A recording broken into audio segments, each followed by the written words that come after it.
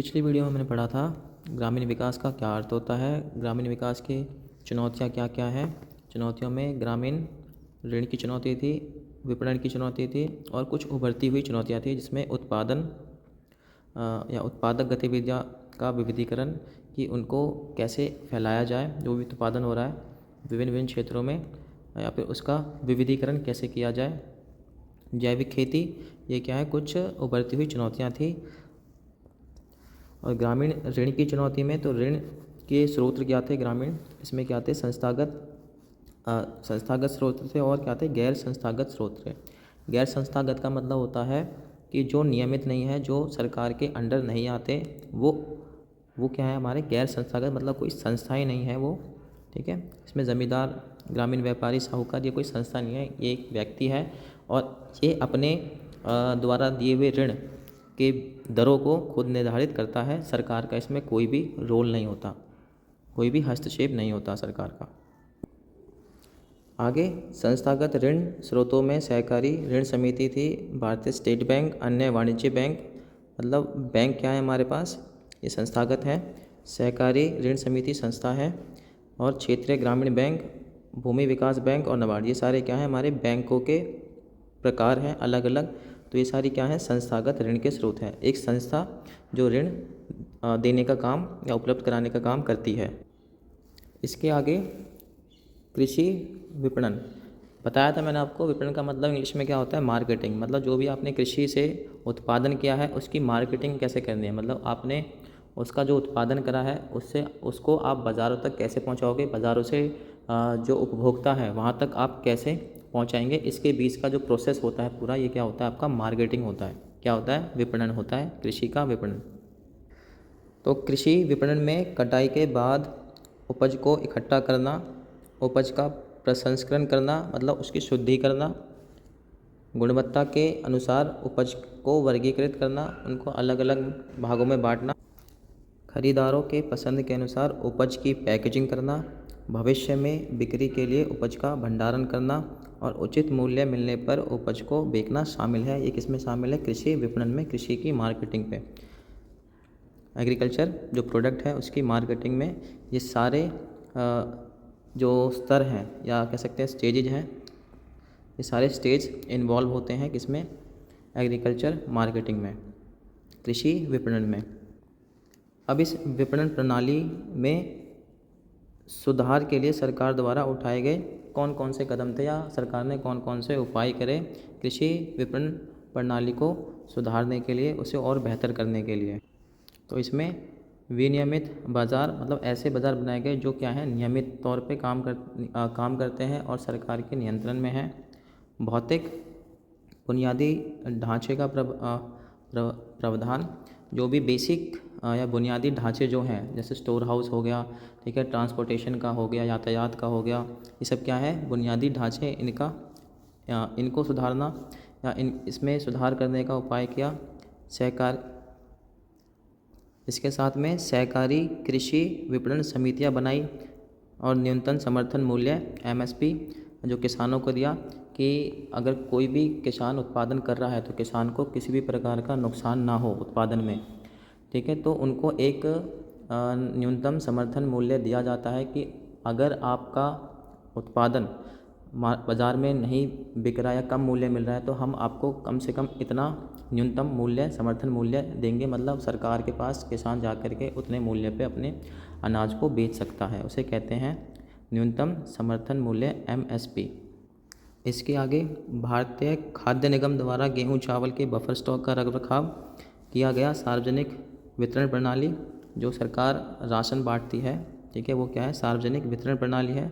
तो गेहूं चावल का बफर स्टॉक होगा और साथ में क्या, सार्वजनिक वितरण प्रणाली PDS के माध्यम से खाद्यान्न का वितरण, मतलब खाद्यान्न को बांटा जाएगा, पहुंचाया जाएगा उपभोक्ताओं के पास।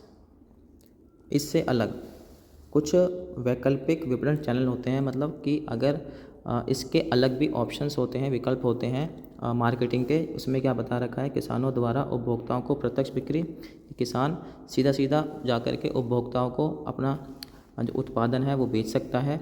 बहुराष्ट्रीय कंपनियां और जो कॉरपोरेट खुदरा विक्रेता को अनुबंध बिक्री, कि जो भी राष्ट्रीय कंपनियां हैं या फिर जो कॉरपोरेट हैं या कंपनियां जो हैं वो क्या करती हैं, किसानों से क्या करती हैं, अनुबंध बिक्री करती है। अनुबंध मतलब कॉन्ट्रैक्ट बेस पे बिक्री क्या करते हैं, सेल परचेज करते हैं कि वो पहले ही कॉन्ट्रैक्ट कर लेते हैं किसानों से कंपनियां कि जो भी आपकी फसल होती है, फसल के उत्पादन के बाद आप हमको बेचें। तो ये इसे क्या कहते हैं, इसे कहते हैं अनुबंध बिक्री। कि जो भी पहले अनुबंध या फिर कॉन्ट्रैक्ट बनाया गया था उसके बेस पे किसान उन कंपनियों को ही या उन कॉरपोरेट को ही अपना उत्पादन बेचेंगी और उसी रेट पे जो पहले निर्धारित किया गया होगा अनुबंध में, कॉन्ट्रैक्ट में, एग्रीमेंट में। इसके आगे उत्पादक गतिविधियों में विविधता लाना। विविधता मतलब है कि उत्पादन की जो गतिविधियां हैं वो अलग अलग प्रकार की हो, भिन्न भिन्न प्रकार की हो, उसमें विविधता हो। इसका तात्पर्य फसल की खेती से रोजगार के गैर कृषि क्षेत्रों की ओर बदलाव से है। ये मतलब जो फसल की खेती हम कर रहे हैं, खेती क्या है, खेती क्या है, एक आय का साधन है, ठीक है, एक क्या है, गतिविधि है। तो हम खेती से हटकर जो बाकी और क्षेत्र भी हैं, गैर कृषि क्षेत्र जो हैं, उसमें भी रोजगार हम उजागर करें या फिर उसमें रोजगार बढ़ाएं। तो इसे क्या है, खेती से हमें अन्य विकल्प जो गैर कृषि क्षेत्र हैं उनमें भी या उनकी ओर बढ़ना चाहिए। तो ये बदलाव है, ये क्या है आपका उत्पादक गतिविधियों में विविधता लाना। अब रोजगार के गैर कृषि क्षेत्रों में क्या क्या शामिल है, पशुपालन, मत्स्य पालन, बागवानी और सूचना प्रौद्योगिकी। ये क्या है आपके कृषि से अलग क्षेत्र हैं जो जो ग्रामीण क्षेत्र ही हैं, कृषि से अलग ग्रामीण विकास में जो और भी कह सकते हैं रोजगार के साधन हैं या क्षेत्र हैं, उनमें भी काम किया जा सके या फिर उत्पादक गतिविधियों में विविधता लाना। अब इससे आगे जैविक खेती और सतत विकास। तो हमको याद होगा जो भी हरित क्रांति हुई थी, हरित क्रांति के होने से उत्पादन तो बढ़ा था, लेकिन जो भी किसान थे या फिर उनके जो खेत थे, कृषि योग्य भूमि थी, उसमें अत्यधिक रसायनों का उपयोग किया गया था, कीटनाशकों का उपयोग किया था। उससे क्या हुई, हमारी जो कृषि योग्य भूमि थी उनकी गुणवत्ता में गिरावट आई। तो इसको देखते हुए साथ में क्या हुआ, हमारा सतत विकास का मतलब क्या है कि हम संसाधनों का कुछ ज़्यादा ही, ज़रूरत से ज़्यादा ही, आवश्यकता से ज़्यादा ही क्या कर रहे थे, उपभोग कर रहे थे। तो इससे हमने दो चीज़ सीखी, एक रसायनों का जो हमने उपयोग किया उससे हमारी जो कृषि योग्य भूमि की गुणवत्ता गिरी। इसलिए हम कहाँ पे किस विकल्पों की तरफ गए, हम जैविक खेती के विकल्पों पे गए और साथ में जो हम संसाधनों का उपभोग ज़्यादा कर रहे थे उससे हमने क्या करा, सतत विकास की तरफ बढ़े। मतलब हमें अपना विकास करना है, साथ में भविष्य में जो आने वाली पीढ़ियां हैं उनके लिए भी संसाधन बचा रहे, ये सोचते हुए साथ में पर्यावरण पे ज़्यादा प्रभाव या ज़्यादा नकारात्मक प्रभाव ना पड़े, ठीक है, ये देखते हुए हमें जैविक कृषि और साथ में सतत विकास की धारणा को अपनाया।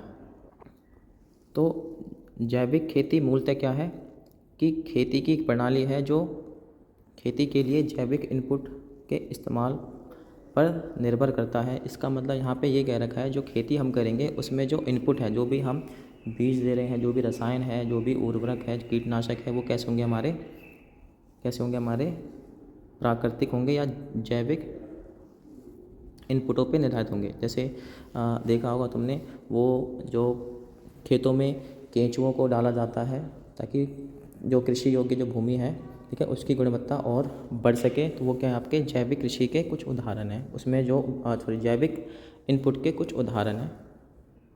और आगे क्या बोला गया, यह रासायनिक इनपुट के इस्तेमाल को त्याग देता है, क्योंकि जैविक कृषि में हमें ध्यान रखना होता है कि हमारे जो इनपुट है वो जैविक या प्रकृति के द्वारा या प्रकृति में उपलब्ध जो हमारे कृषि योग्य भूमि की उत्पादकता बढ़ाने के लिए जो आवश्यक हैं वो है, उनको ही यूज़ करना है। कोई रासायनिक इनपुटों का हमें, रासायनिक जो उर्वरक है या जो भी हम डालते हैं, कीटनाशक हो गए, दवाइयाँ जो भी डालते हैं खेतों में, उसका इस्तेमाल नहीं करना है। किसका करना है, खाली जैविक इनपुटों का, जैविक इनपुट का। अब जैविक खेती के लाभ क्या हैं, एक गैर नवीकरणीय संसाधनों के उपयोग को छोड़ देना, मतलब जो ऐसे संसाधन जिनका नवीकरणीय मुश्किल है या बहुत पॉसिबल ही नहीं है। ठीक है, तो ऐसे संसाधनों का जो उपयोग है वो हमें छोड़ देना है। प्रकृति के अनुकूल होती है, मिट्टी की उर्वरता बनी रहती है, और स्वास्थ्यवर्धक या स्वादिष्ट जो भोजन है वो मिलता है। छोटे और सीमांत किसान जो हैं, छोटे या जो सीमांत किसान हैं, उनके लिए सस्ती तकनीक मिल जाती है, क्योंकि जो रासायनिक उर्वरक होते हैं या कीटनाशक होते हैं वो काफ़ी महंगे होते हैं। तो जो जैविक खेती है वो थोड़ी, उसमें जो जैविक इनपुट होते हैं वो सस्ते मिलते हैं। तो छोटे किसान और सीमांत किसानों के लिए वो क्या है, एक बेहतर ऑप्शन है, बेहतर विकल्प है। अब भारत को जैविक खेती से जो लाभ हुए हैं उसके बारे में समझना है, क्योंकि इसमें श्रम ग्रहण प्रक्रिया शामिल है। मतलब श्रमिकों की आवश्यकता ज़्यादा होती है। तो उत्पादन की दृष्टि से भारत में श्रम की प्रचुरता है। मतलब भारत में जो जनसंख्या है उसमें श्रमिक वर्ग ज़्यादा है। तो ये तो हमारे लिए फ़ायदे की बात है, क्योंकि जो जैविक खेती है वो क्या है, श्रम ग्रहण प्रक्रिया है। मतलब उसमें श्रमिक ज़्यादा हमें चाहिए होते हैं। तो और भारत कैसा देश है, उसमें श्रम या श्रमिकों की क्या है, प्रचुरता है। तो ये भारत के लिए क्या है, एक लाभ है, तुलनात्मक लाभ है जैविक खेती की दृष्टि से। और साथ में कम उपज और प्रति इकाई उत्पादन की उच्च लागत पारंपरिक खेती से जैव खेती की ओर जाने में मुख्य बाधा रही है। तो यहाँ पे ये बताया गया कि जो पारंपरिक खेती जो हम करते थे उससे जो जैविक खेती की तरफ हम जा रहे हैं, तो इसमें क्या है, कम उपज और प्रति इकाई उत्पादकता जो क्या रहती है, उच्च लागत रहती है। तो इसलिए कहीं ना कहीं ये भी क्या है, पारंपरिक खेती से जैविक खेती की ओर जाने की क्या है, एक समस्या है। क्या है, एक समस्या कि पारंपरिक खेती में जो उपज थी वो, और साथ में जो इसकी लागत आने वाली, क्योंकि रसायनों का जो उपयोग करते हैं, रसायनों के उपयोग से हमको उपज तो ज़्यादा मिलता है, ठीक है, और उसकी लागत भी ज़्यादा होती है। परंतु जो पारंपरिक खेती करने वाले लोग हैं, अगर वो जैविक खेती की तरफ बढ़ें तो उसमें भी उतना उत्पादन नहीं होता जितना रसायनों का उपयोग करते होता है। और साथ में इसकी लागत भी कहीं ना कहीं, जैविक खेती की जो लागत है कहीं ना कहीं वो भी क्या है, उच्च होती है, ज़्यादा होती है। किसके तुलना में, पारंपरिक खेती की तुलना में। किसकी तुलना में, पारंपरिक खेती की तुलना में। इसलिए ये भी क्या रही है, एक बाधा रही है पारंपरिक खेती से जैविक खेती की ओर जाने में, एक बाधा रही है।